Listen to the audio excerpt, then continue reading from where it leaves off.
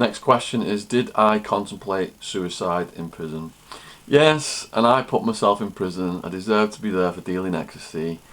And I generally don't talk about my suicidal thoughts because I think it sounds self-pitying. But as someone sent the question in, I will answer it.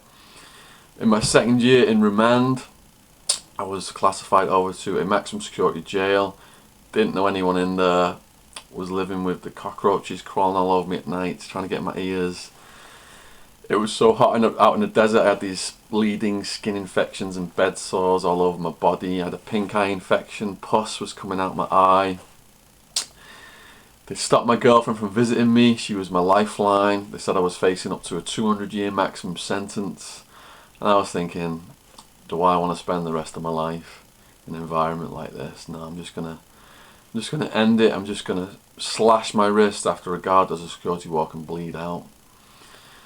So I waited, and I was psyching myself up to do it. And I thought to myself, before I do it, I want to say goodbye to my family, my girlfriend, mum, dad, sister. And what I mean by that is I was allowed 7 photos. So I got the photos out, looking for the photos, getting really sad.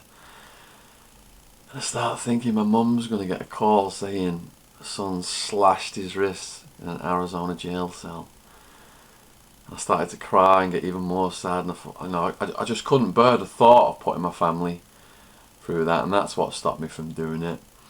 And most prisoners do contemplate suicide, I think, as a way out of the situation, especially if you're looking at a lot of time.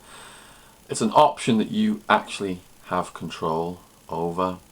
But I felt ashamed the next day when I woke up and a prisoner come in my cell.